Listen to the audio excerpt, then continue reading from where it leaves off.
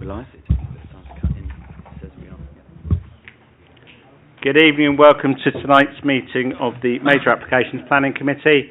I'm Councillor Ezra Labour, Mr Chairman. If I can do apologies for absence first, please. We've got no apologies. That is good. Any declarations of interest in matters coming before tonight's meeting? Councillor Duncan. Thank you, Chair. I put in objections on item 9, the site at Thorny Mill Road. It's an out-borough application, so I will leave for that item. Okay, thank you. There are no matters that have been notified as urgent. The agenda we are considering is the one that was published by the Head of Planning. All items tonight are in Part 1. I have one item tonight, which is the first item, item 5, which is the former garage site, 6 to 16 Nelsons Road, Hillingdon, that has a petition. There are no other petition items. In respect of the petition item, petitioners have 5 minutes to address us, 4 minutes on green, a minute amber, and then when it gets to red, that's 5 done. Members may ask you questions or they may not. It just depends if they've got any planning questions. Any ward councillors here also have the right to address us, and I believe I'm sensing that they might in respect of item 5, because I can't see anybody for anything else. For all items, there will be an officer presentation which introduces the item. That should be, of course, considered in conjunction with the full report from the Head of Planning, which members will already have had and read. Once, though, the petitions are done and ward councillors have addressed us, then members will consider the item, but there is no further rights to address the committee at that point. The usual health and safety stuff. This is a meeting of the committee held in public. If the fire alarms go off, we're not expecting a test, so we're out that door. Can I ask, please, that all mobile phones are switched off or at least to silent, and that does particularly include those around me because they're the ones that go off every time. And when your item has been heard, you are entirely welcome to stay for the rest of our proceedings, but I presume you won't wish to. But could I ask you don't congregate immediately beyond the door, because we do have a long evening tonight with 2 committees and I do need to keep proceedings moving. Tonight's meeting is on YouTube. The cameras are angled to this end of the room, so committee is visible. Anyone who addresses us from that table will also be on the YouTube, but the audience is not visible. Could I please ask that everyone, including presenters, speaks clearly into their microphones, otherwise the YouTube recording does become a little interesting to listen to. In other words, you can't follow it. To put it another way around. Okay, voting members of committee tonight. I don't vote unless there's a tie, and they very rarely land me with one of those. In general, I'm left to my own devices. So the voting members tonight, I'm going to start on my left tonight just to be different. We have got Councillor Oswald, Councillor Duncan and Councillor Dillon, and then moving down the table on my right, I've got Councillor Edwards, Councillor Morgan, Councillor Yarrow and Councillor Stead. We are expecting Councillor Higgins, but as yet we don't have him. So just for the benefit of members of the public, if a member of committee arrives during the meeting, they have to hear the whole of the item. So if they arrive partway through, they cannot take part in that debate because they haven't heard the whole of it. Providing they arrive before the start of any item, they can then take part in the rest of the meeting. We'll just see what happens. Now, tonight we have the usual number of presenters. Manmahan Ranger is doing highways. James O'Connor-Smith and Joanna Hart are the presenters from planning. James Roger, the head of planning officer's advice. Luke Taylor is our clerk, and Racine Hogan is the planning lawyer. That's everybody introduced. Can I move, please, straight to item 5, former garage site, rear of 6 to 16 Nelson Road, Hillingdon, on page 1. James, is Joanna? Thank you, Chairman. This proposal relates to the former garage site at the rear of 6 to 16 Nelson Road in Hillingdon. The application seeks full planning permission for the development of the site to provide 6 new houses, including 4 4-bedroom and 2 3-bedroom dwellings, with associated car parking and amenity space. All dwellings will be 2 stories in height with additional floor space within the roof. I'll just take committee through the plans. So you've got your location plan, constraints plans. The site falls within the developed area. There's no specific planning constraints which would prevent development of the site. This just shows the land located or surrounded by blue lines is just adjoining land in the applicant's ownership as well. That's the existing site plan. You've got the proposed site plan, so you've got the dwellings at either side. Those in pink are the 4-bedroom dwellings and those in blue are the 2-bedroom dwellings. And as you can see, each dwelling has 2 parking spaces each. You've got the floor plans, which are fairly standard layouts.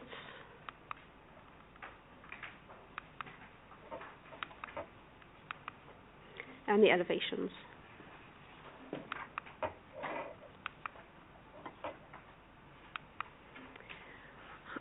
Members will note that a slither of land to the side of property number 13 is taken to form part of the application site. This is just to provide sufficient width of the access, and that property would be left with sufficient amenity space.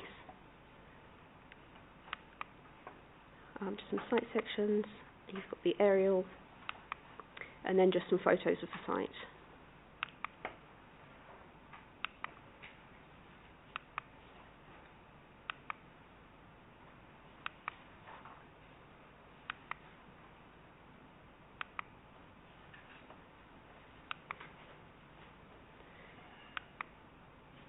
That's just the existing access.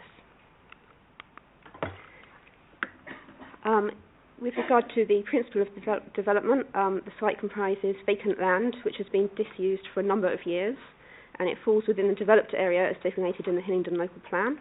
The proposal is considered to make efficient use of this land in accordance with current planning policy, which encourages the use of such sites for housing. Accordingly, no objections are raised to the principle of development.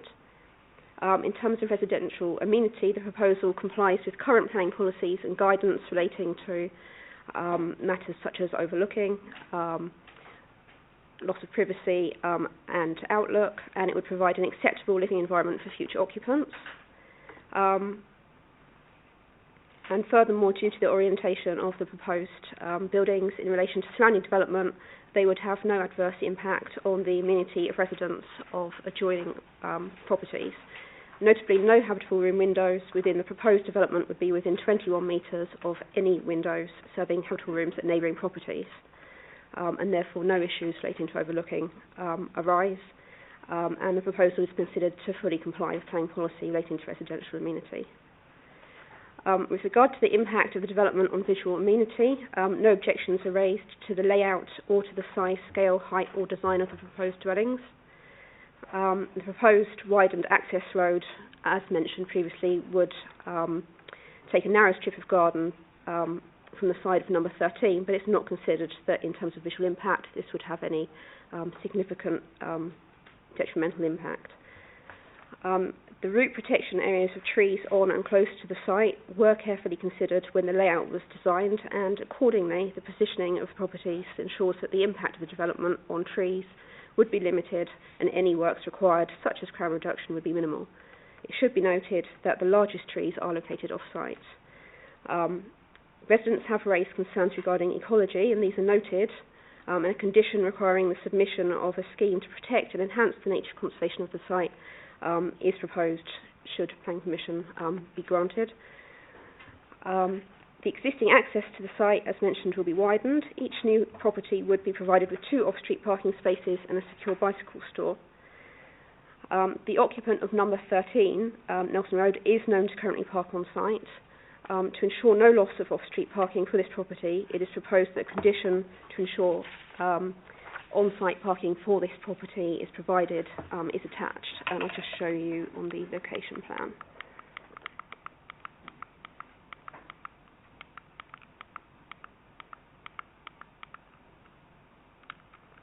So you've got 2 visitor parking spaces shown at the bottom of the site, and it's proposed that one of those could become a designated parking space for number 13. With regards to the addendum, I would just draw members' attention to the clarity regarding overlooking distances and the condition that I mentioned regarding the car parking layout. For the reasons summarised, it is recommended that approval should be granted. Thank you, Chairman. Thank you. We have a petition on this one. Selina Coleman, if you'd like to take a seat at the table.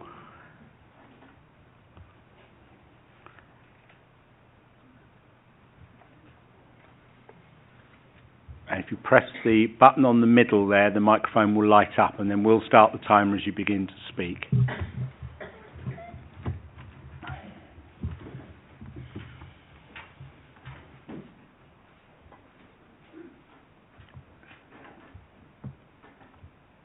That's it. Lovely.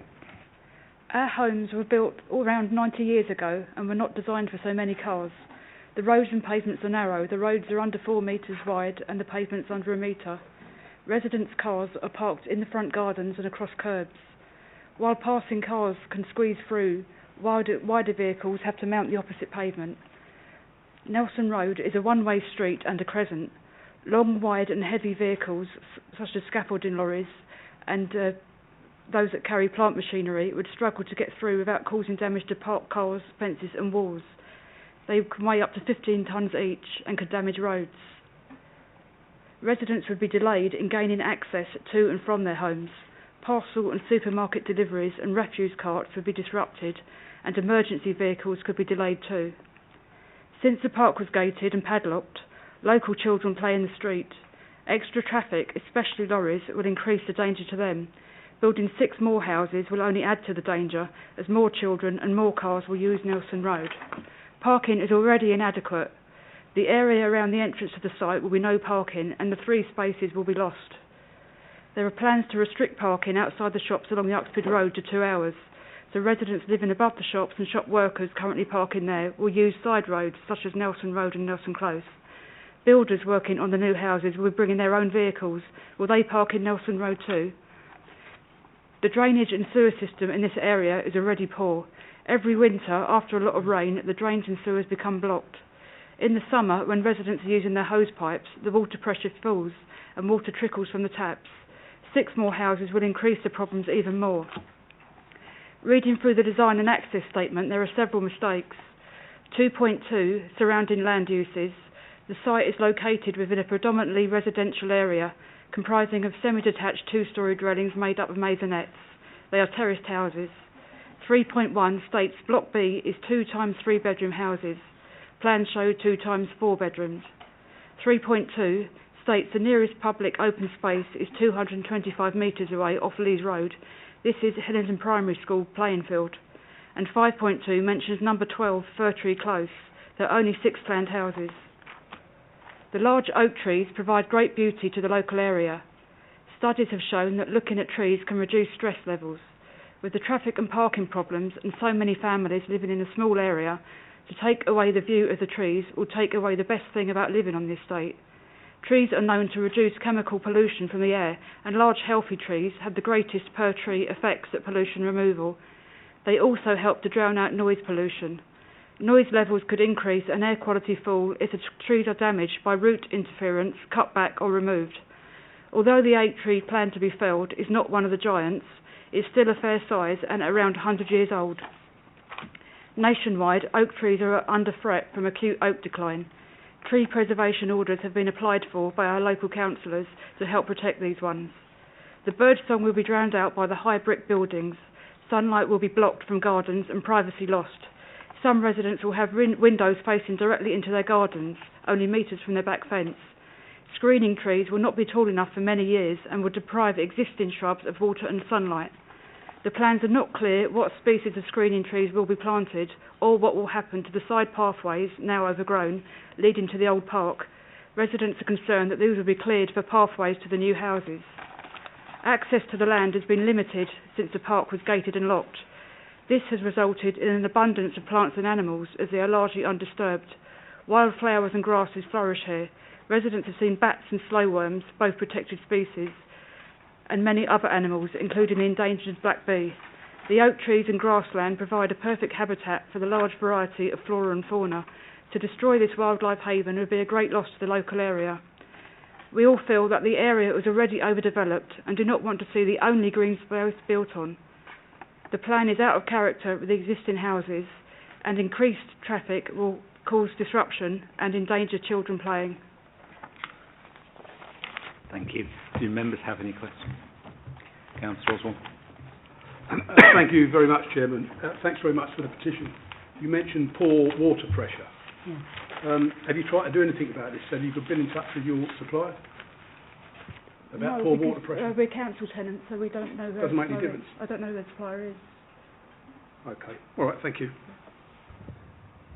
Okay. Members have any other questions? No? Thank you very much indeed. Which ward councillor or councillors are speaking? Are you one, did you, Councillor? Well done.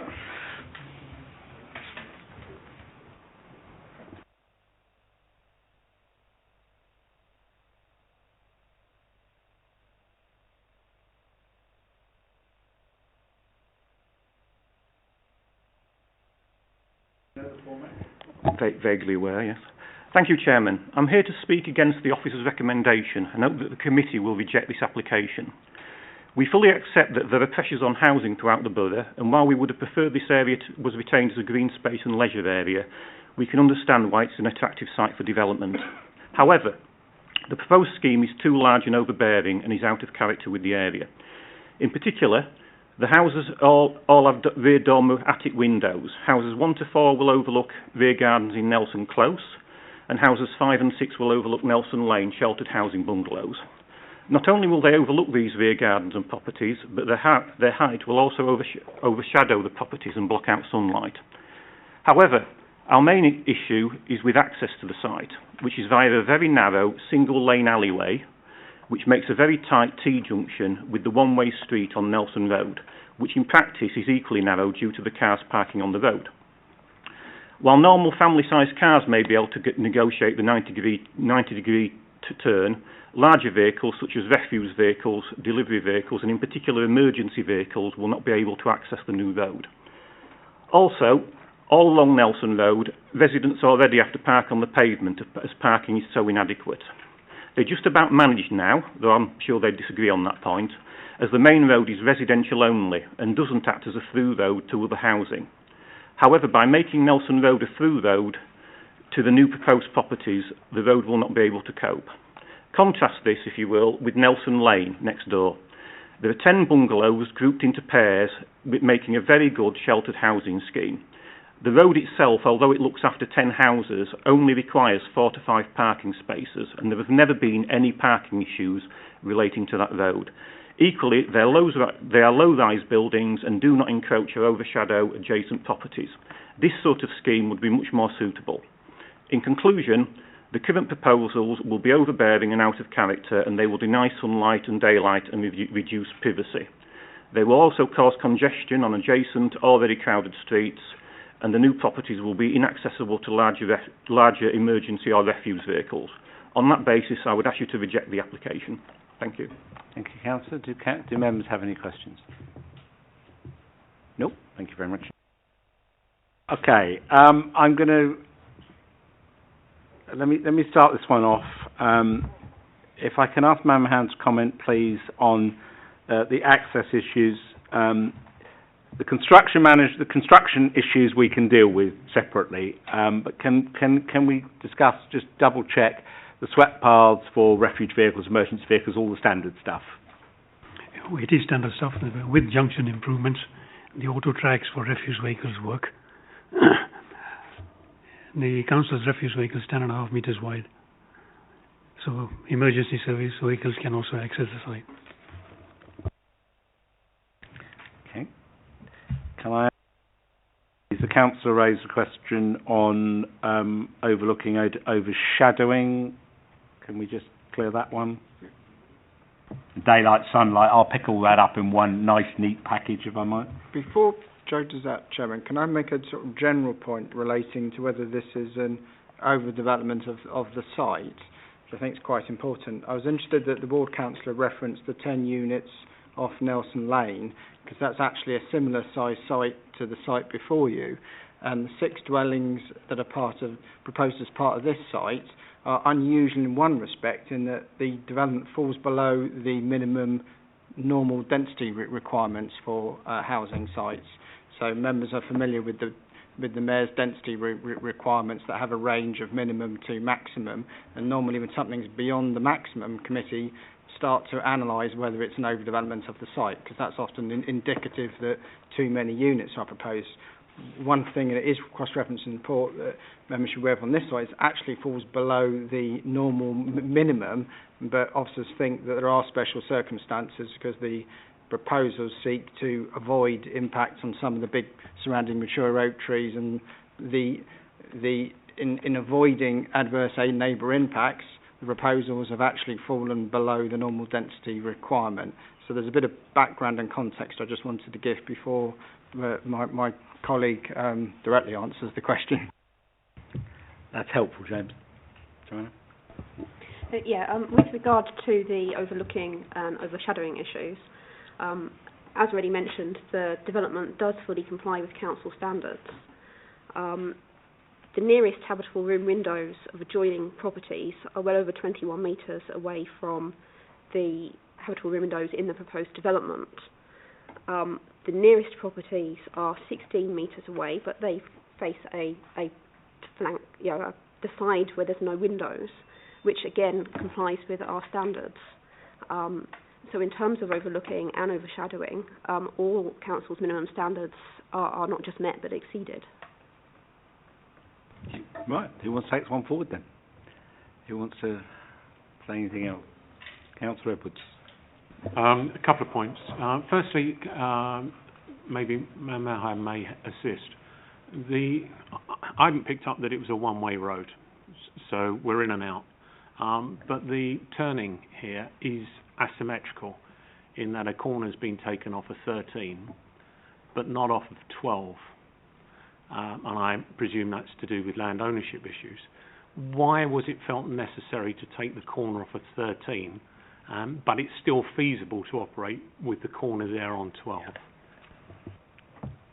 The tracking doesn't show the other way in. We've actually had revised tracking for vehicles turning right out of the site, and it works.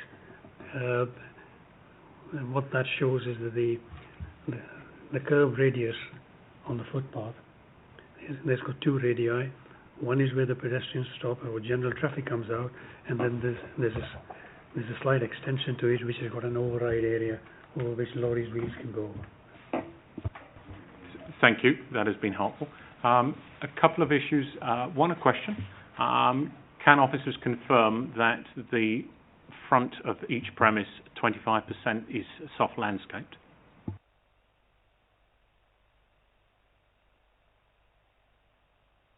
Sorry, the head of planning was in a conversation. Let me put the question again. Yeah, please. I didn't hear it. Officers, with regards to each of the proposed premises, can officers confirm that the front of each has 25% soft landscaping? Yeah, thank you.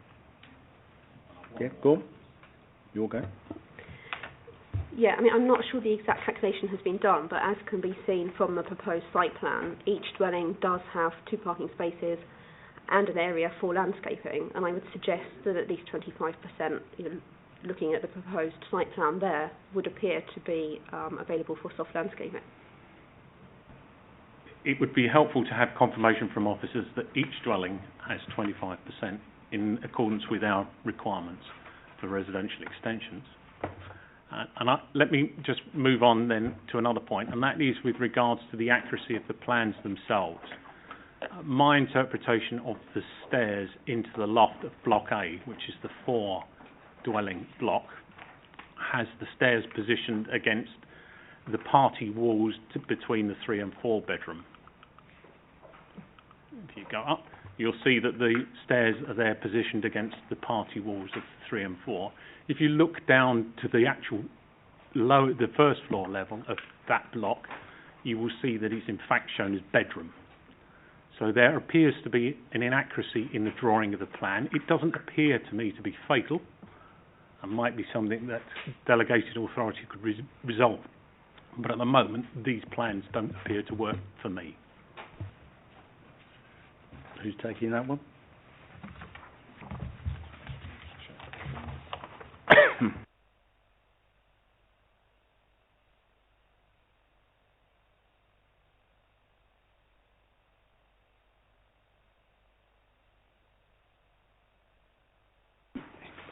There's one important point if one's doing changes to internal layouts is to know whether the units are at the minimum of the required internal floor area or exceed it. And in this case, they exceed it by some margin, which leads me to believe that there certainly wouldn't be any policy or guidance conflict by rearranging a internal stair layout. And obviously there are conditions in place to make sure any windows that need to be obscure glazed or obscure glazed, etc. I don't think it's insurmountable. It looks to me as though it's just a drawing error, and they can be moved to the other side without any consequence to room sizes. It's just in terms of approving of these plans, it is difficult for me to approve a plan that I believe doesn't work. We may be getting down the notwithstanding in a minute, but we'll see where we go with this, because I haven't heard anybody got anything else on this one. Councillor Dillon, then Councillor Oswald. Thank you, Chairman. Can I just ask Mr. Ranger, the calculation for the vehicle access, especially the refuse vehicles, how do you do that? Do you do that from the wheelbase, or do you do that from the whole vehicle itself, taking into account overhangs, etc.? Sorry, say that again? So, the turning circle, do you take that into account from the vehicle wheelbases, or the whole vehicle itself? I'll tell you why, because in my ward we have a situation where it's a new road, and it was calculated that the vehicle could turn over within that vicinity. But when the vehicle actually turns, it overhangs across the whole pavement. Therefore, it can't turn, and then it has to reverse and then go round again. It would be a refuse truck. Here, I question that, because you would then have a vehicle going in and out, trying to manoeuvre to get in and out of the alley. Hence. No, the refuse vehicle going in or coming out of the site can do that in one single movement. But it is quite possible, and it's not uncommon to see the wing mirrors or the body overhanging them. But then the infrequency of the larger vehicles visiting a residential site, these things have been accepted in the past. Councillor Oswald. Yeah, thank you very much, Chairman. Just a couple of things. The side windows facing east and west, did you say earlier on, Joanna, that these were obscure glazed? I think it said something in the report about it. Yes? Yes, they are, yes. Yeah, right, thanks. And the other thing was, you mentioned something about 21 metres. Is that 21 metres from the, we'll say the east boundary, well, east and west actually, to the adjoining properties? Is it 21 metres or is it 15? So when we're looking at overlooking, it's 21 metres. When we're looking at issues of overshadowing, then it's 15 metres. In this case, to the east, then in excess of 21 metres is available. So in terms of both overlooking and overshadowing, there's no issue in terms of how it complies with our guidelines and policies. Okay, thanks. So that's in policy then. Thank you. Okay, I'm not hearing it. I've got a few minor technical queries. I'm not hearing anybody coming up with anything different to the officer report. I'm going to make... I think it's reasonable to accept there probably is 25% landscaping, otherwise we will risk losing parking spaces, and I don't think we want to go down that road. Could I just make a suggestion in that respect? I think we could probably tweak the landscaping condition to require that 25% is available. We'll do that.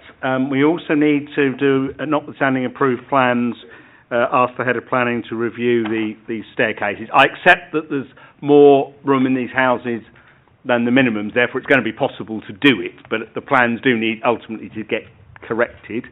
The other thing I was going to suggest, taking the petitioner's points, in particular around construction, which I accept refuse trucks work, but construction does tend to involve lots of very large vehicles, if only for a short period of time.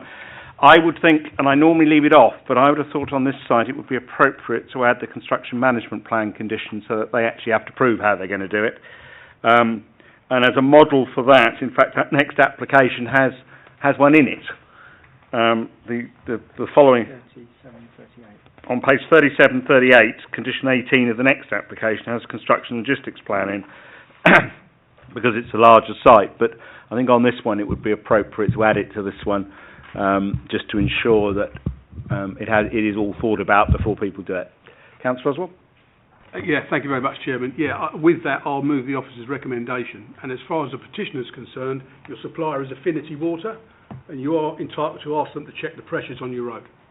I move the officer's recommendation. Thank you, Councillor Oswald. Councillor Dillon, that's seconded as well. All those in favour, please clearly show. Thank you. That one's approved. Thank you. Can I now move to item 6, which is Viner School, Warren Road, Ickenham, on page 27. Thank you, Chairman.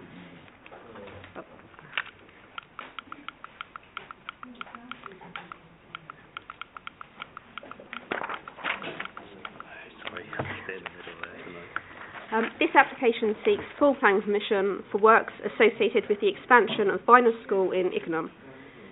Their proposals involve the provision of a 2-storey extension to the existing sports hall, which would also link to the existing art and DT block, to provide new teaching spaces and associated facilities.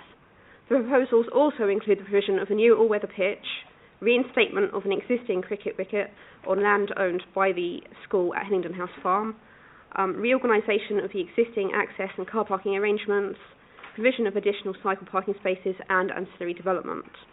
Their proposals would enable the expansion of the school from 6 forms of entry to 8 forms of entry, representing an increase in pupil numbers of 300.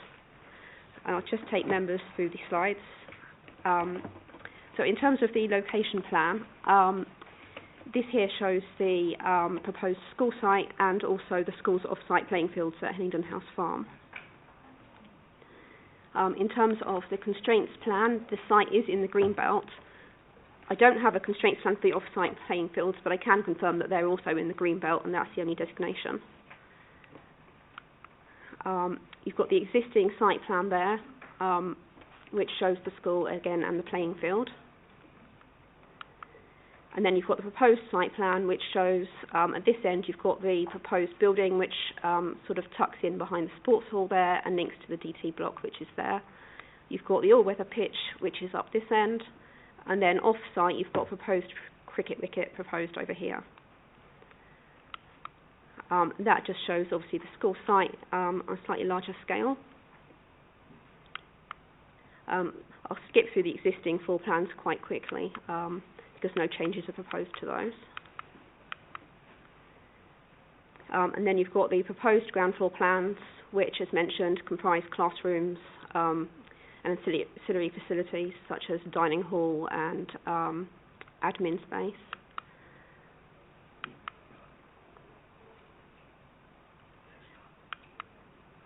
You've got the roof plan there so you can see the PVs. And then you've got the elevations. So one of the things the school was quite keen to do was to create more of a focal point of their main entrance. The existing entrance is quite understated, and through the proposals the school wanted to try and address that. You've got full details of the surface fencing specification of the all-weather pitch, and then you've got the landscaping proposals. And one thing I probably should have mentioned, if I just flick back, is that you've got temporary classroom building here and also temporary classrooms here, which would be demolished and removed as part of the proposals. The scheme also seeks to, at the moment, access comes in here and goes around and out to the east, and it is proposed to reverse that, really so that the main entrance comes in through here, where you've got the new building and the new reception area and entrance for the school.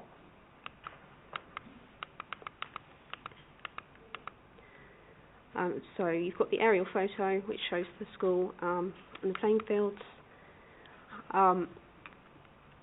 you've got the existing school here, playing fields here, and as members may have picked up in the committee report, and I'll come on to later, there are proposals for off-site drainage works also in the area to the south. And that's the school's existing entrance, and then you've got existing photos, photos which show the existing access arrangements. This white extension here would be demolished, and that's where the new building would link to the sports hall.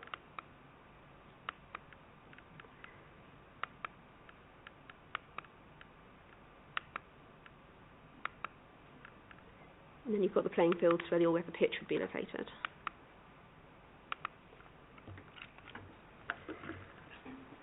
Notwithstanding strong policy support for new and enhanced educational provision, the proposal nevertheless represents inappropriate development in the Greenbelt.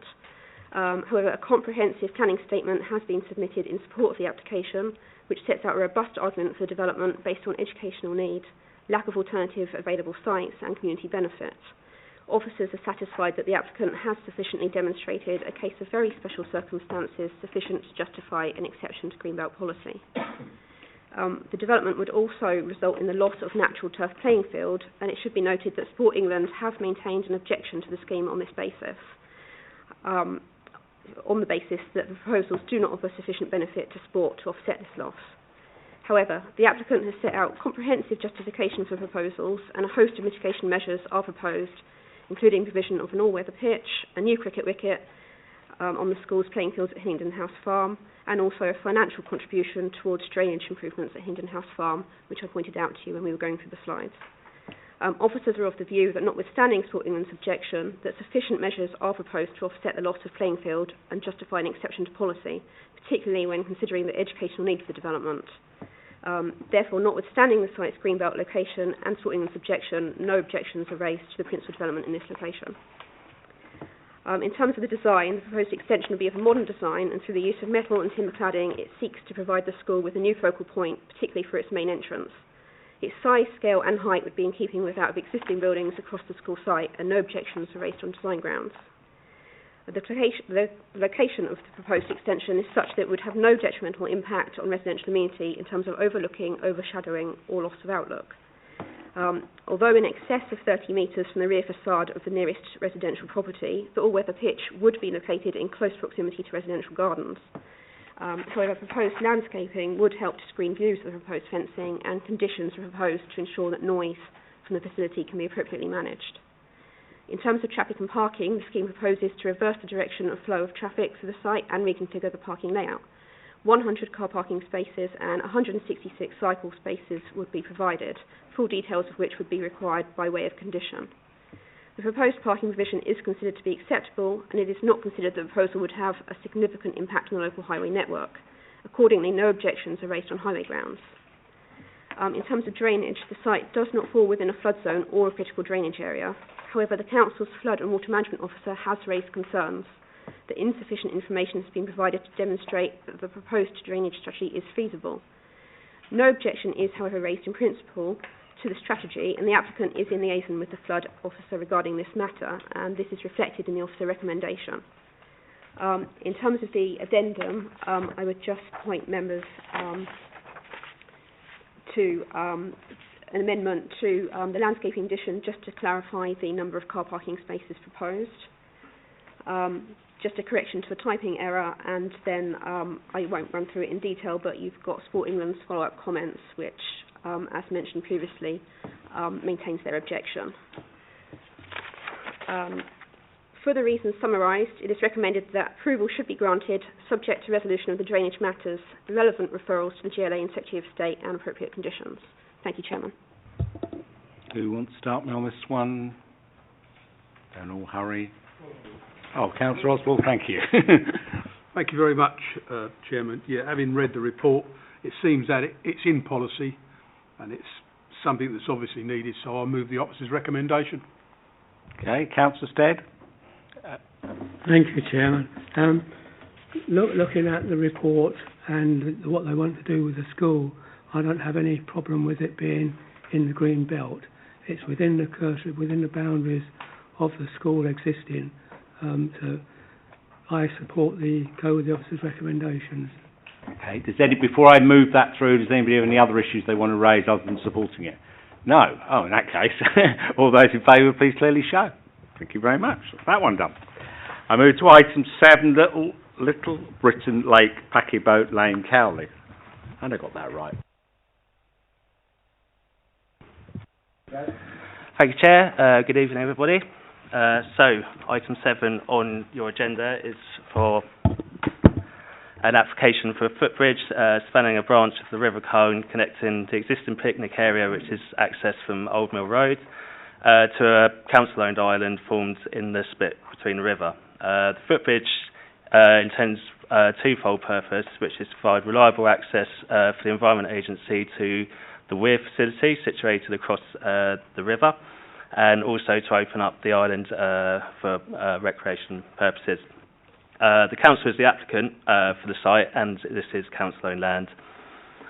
The site itself is within the green belt. It's also within the Cowley Lock Conservation Area and a site of importance for nature conservation. The main dwelling at Huntsmore Weir, which is the neighbouring property, is a Grade 2 listed building.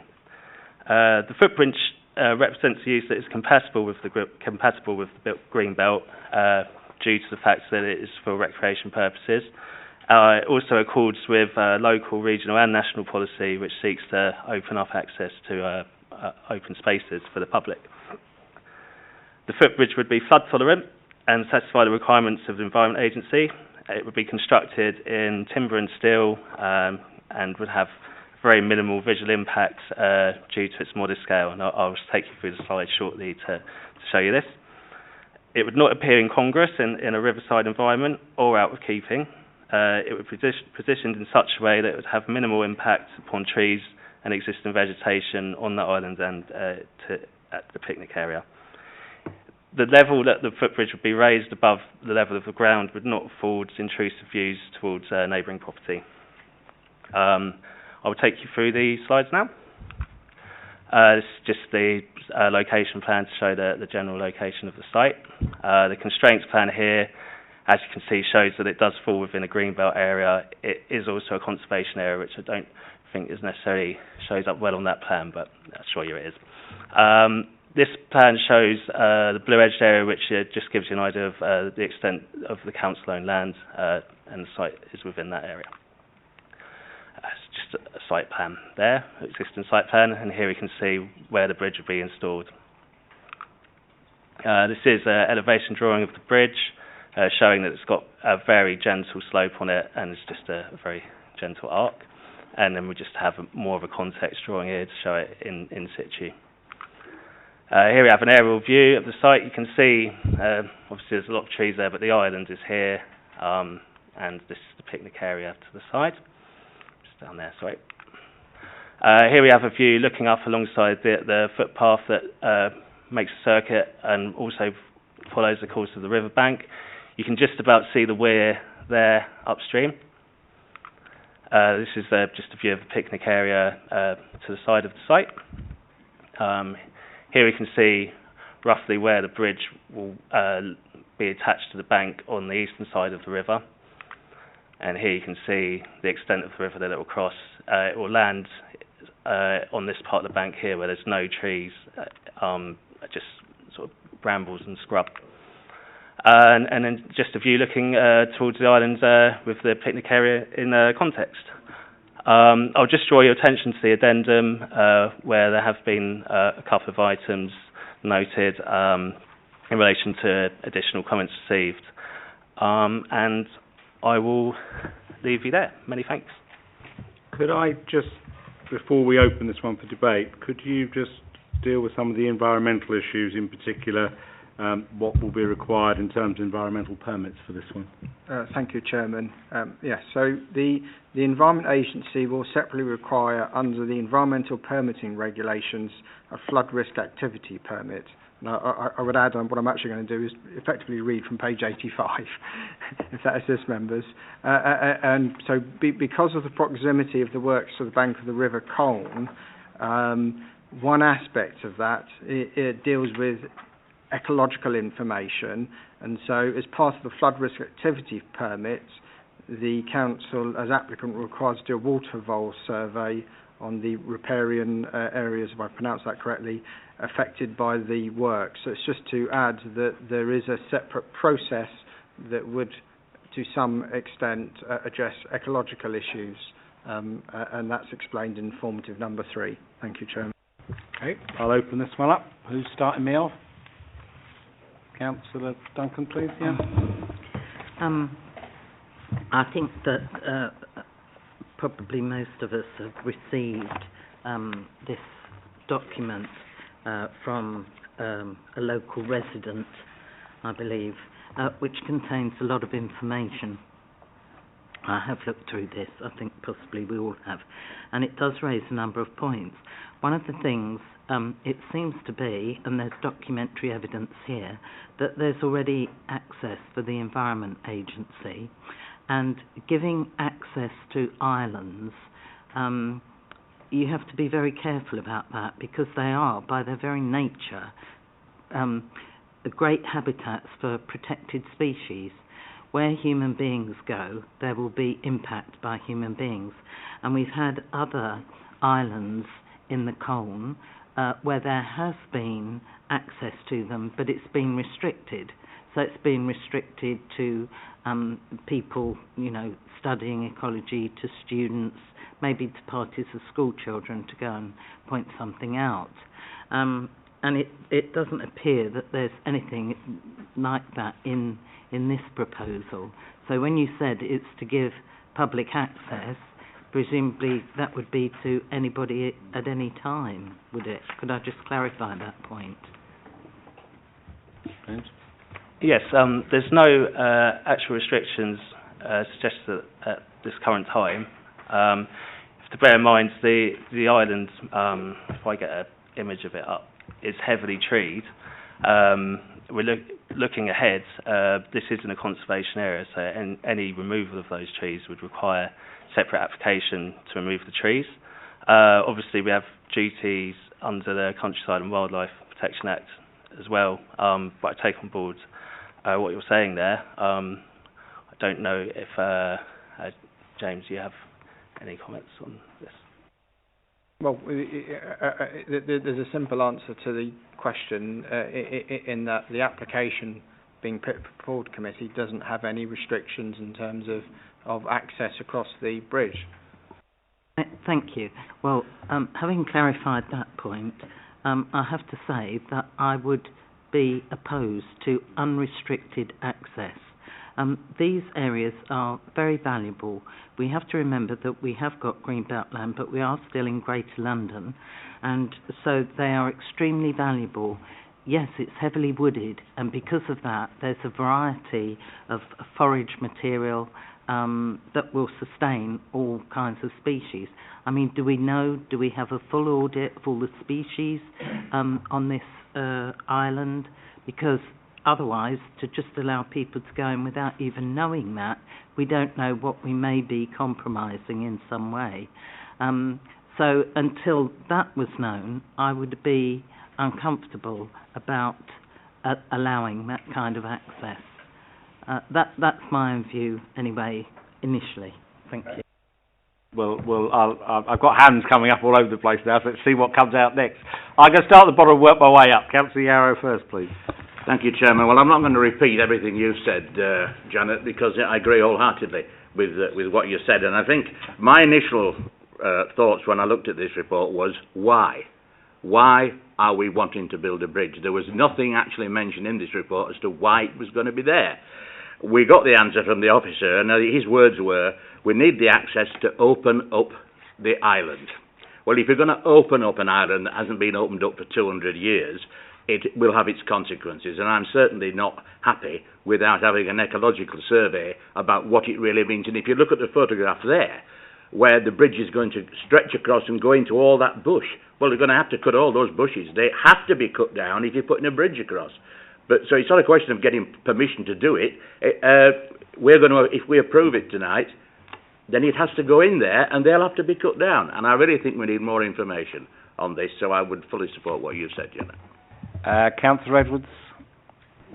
I had formed a very similar view to Councillor Duncan here, in that this is quite a sizable piece of land. The island is quite large, and it may be the ecological impact is going to be limited, if any. But for me, the issue is I don't have any evidence on which to form that judgment, and therefore I'm unable to exercise a decision in favour of it because I just don't know the impact. We mustn't only consider the impact of humans now walking on that, but by providing a bridge which is open, you also have the opportunity here of introducing cats, dogs and foxes that may not be on that island into an island habitat of unknown consequence to whatever wildlife has settled there and adjusted to the fact that those sorts of scavengers aren't about. If somebody was to review that and say that professionally, this is the circumstance, this is the situation, no detriment, then I would happily enjoy seeing this public provision opened up for greater use. In the absence of that, though, I can't form a judgment in support of the application. Any other views on this one? Councillor Duncan? Thank you. The other thing that concerned me as well, and that I found very useful in the photographs that the gentleman who wrote in provided, was that this is an area prone to flooding, and we did see how floodwater came up to the underside of the bridge. Looking at the design of the bridge that was shown on the submitted plans, it seems that the bank is here, so once it's up to the bank, the bridge provides a barrier. You haven't got anything going over for floodwater to come through. That then causes, I am told by people who know about these things, a surge. I live near the Colne, just a bit further down from here, and if you've got a low bridge, floodwater will rise to a certain point, then the bridge stops, and then it spreads out into residential properties or other land adjoining. I mean, fortunately, there are not a great number of residential properties nearby, but there is a listed building. So it is of concern that we may be, in providing this bridge, beautifully though it may have been designed, we may be providing an additional risk at any times of potential flooding. And although it may meet other criteria, if you've got two bridges doing that in the area, that's going to worsen the impact. Thank you. Can answer that one, and then on the flood risk issue, both the Environment Agency and our own Flood and Water Management Officer have looked at this application, and the report explains that that it all boils down to the bridge soffit height, and because it's proposed to be at a certain height, that means there won't be any adverse flooding conditions. And it's all quite technical, but it's 27.72 metres is the critical area above datum, and there's a condition that requires that to be met. But going back, so I'm quite comfortable on the flood and water management issues, but on ecology, I'll be honest, I only feel I'm able to advise you in detail on the impacts on water voles on this site because of the permitting. If members do have concerns regarding other ecology, I feel I'm not able to advise you in depth on either an approval or a refusal with regard to that particular issue. Mr. Chairman, in the present absence of an expert here to answer the questions on the ecology, would it be appropriate to defer a decision on this to enable that additional information to be brought, rather than drawing us to a conclusion that may not be appropriate once we've received that sort of expert advice? That is one possible route forward here in a moment. I'm just trying to take a sense of the people who haven't said anything for a second. Councillor Oswald. You might sway this in a minute for me. Well, thank you very much, Chairman. Yeah, I mean, this document that we've been sent by the person that lives here it's been quite eye-opening, really. I mean, I've been in, not for many years, but I've been in this place quite a long time ago, and it's really, really nice in there. And I believe that looking at some of these pictures, I don't know what we would be creating problems, I think. And like Councillor Edwards has just said, I think we need a little bit more information on this. I mean, there's definitely a badger on here because I've seen him taking a drink. There's a photograph of it. And there's bound to be other animals on there that may be protected. I think we need a little bit more information before we make a decision on this, and I will move deferment. I think that's the sense of the numbers I've got. That's why I was just trying to see where one or two other people were who hadn't said anything. So in that case, we have a proposal on the table. This one is deferred. I'm sensing the ecology report is where we are. Yes. Yes, and also, could I also ask if it's deferred? I hear what James says about the bridge height, but could we be given information about how that relates to the existing bridge height? Because we've seen that existing bridge height is in flood condition. We may as well double check while we're there. While we're finding out additional information, if we could get that. We can cross check. That's a simple exercise to cross check. Yeah, thank you. But in essence, we're asking for information around the ecology impact. Yes? Yeah? Okay. All those in favour of deferral, please show. Thank you. I'll move that one. No. I cannot. Sorry. I now move to item 8, Prologis Park, page 99. And this is a variation application. Yep, hello again. So, item 8 on the agenda is an application to vary conditions attached to original planning permission, which was a hybrid application consisting of approved application for 2 industrial units and an outline approval for what is known as phase 2 of the site, which has not yet been exercised. The reason to vary the condition is to allow the currently unoccupied industrial units to be adapted for use as data centres. The works necessary for this adaptation consist of additional fencing, installation of plant and external gantries for mounting the plant, security features, and also ancillary substation buildings and necessary site landscaping. The variation of commission would also allow mezzanine flooring to be installed within the buildings. As I said, the site represents phase 1 of the approved development, with phase 2 benefiting for the outline permission but not yet developed. The original approval restricted the use of buildings to be constructed as data centres, and this was a condition that was applied across the whole development, including the outline. The variation that is being proposed for this condition is to allow for only 2 of the buildings that are constructed to be used as data centres. Other than that, the restriction will still apply across the development. The condition of restricting these data centres was originally applied due to concerns about the energy requirements, and again, bear in mind that this was encompassing the whole development, and also that there have been improvements in the energy requirements of data centres. The site is located within Stockley Park, which is host to a number of information technology businesses, and this use proposed is considered to be compatible with what is an emerging cluster on that site. In order to retain the flexibility of the industrial use of the buildings, condition will be attached requiring that if and when data centre use of the building ceases, the mezzanine flooring would be removed, all external plant and gantry would be removed, any parking spaces lost would be restored, and the site would be returned so the buildings would be usable for any industrial purpose.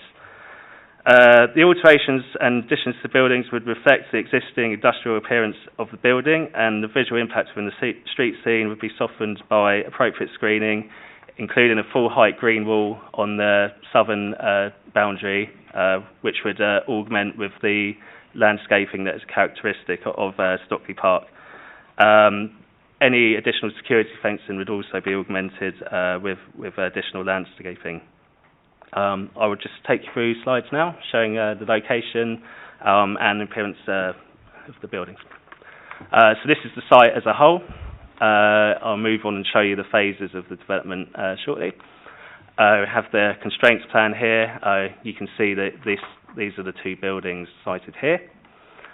Again, this was the site as at the time of approval of the original permission. It's now partially being developed here. You can see to the west side here is phase 2. You have a service road running down here, which is accessed from Halton Road. and the 2 units are sited here on the eastern part of the site. This is just a floor plan for Unit 1.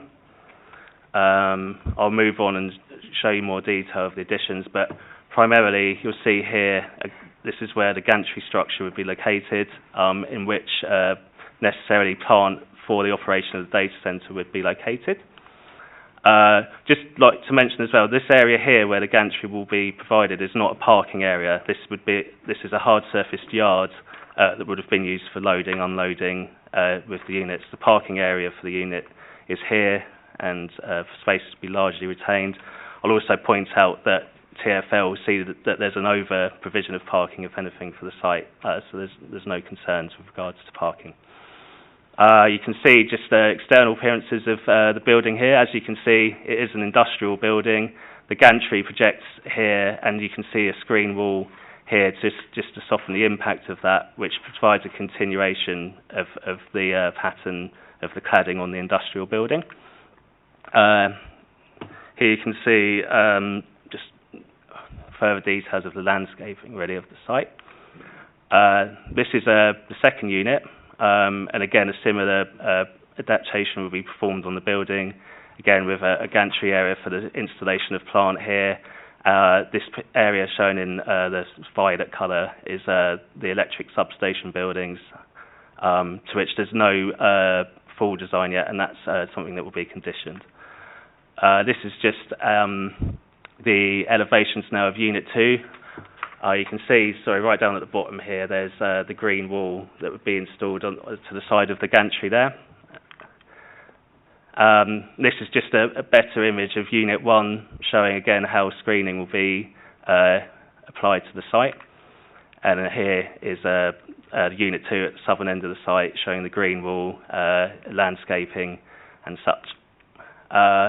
This is just a more detailed plan showing the green wall system. Here we have an aerial image of the site. This aerial image obviously is a few years old now, so it doesn't show the buildings in situ. These are the buildings as built. They haven't been occupied yet, and they're fairly recently finished, but you can see here the yard area, the parking area here, and the fencing that's already installed around the perimeter. And this is a view of the side of Unit 1, as seen from Halton Road. Now this is at the bottom of the service road, at the southern tip. So you can see here, this is going up to Halton Road. There's a barrier access to the site there, and you can see again perimeter fencing is already in place. Here you just see from the end of the service road the side of Unit 2 and the yard area which is in there. And this is a view from the towpath by the canal, which is to the south of the site, but is set down below the level of it. And here you just see a stairway leading down from the service road to the towpath by the canal. And I'll leave you there. Thank you. There is an addendum on this one. Apologies.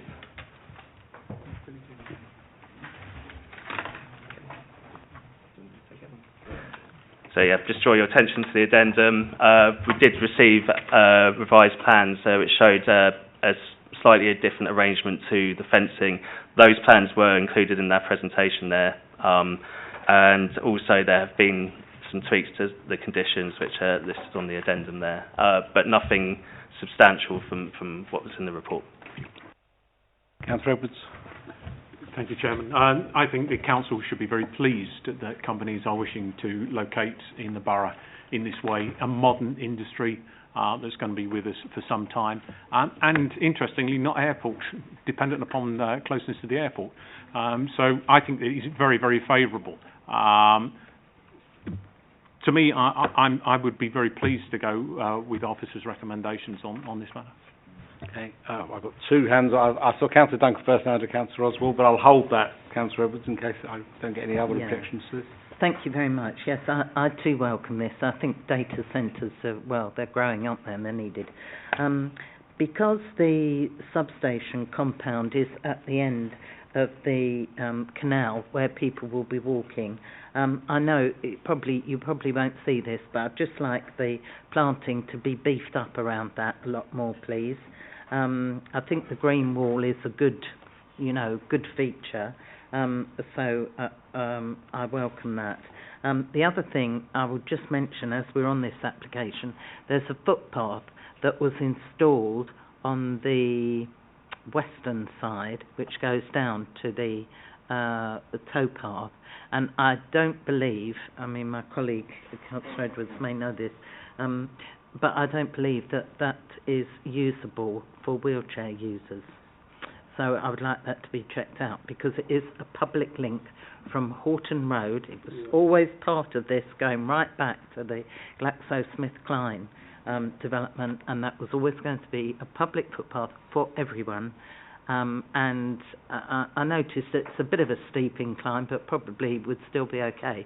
But I don't know that the surface is suitable. So if that could be checked out, please, because that has actually been provided as part of this scheme. Part of this scheme? Yeah, well, not this proposed one, but the one that is built, and we're now looking at amendments to it. No, so, yeah, so it is part of this scheme, is what I'm clarifying. So it clarifying. is part of this scheme, yes.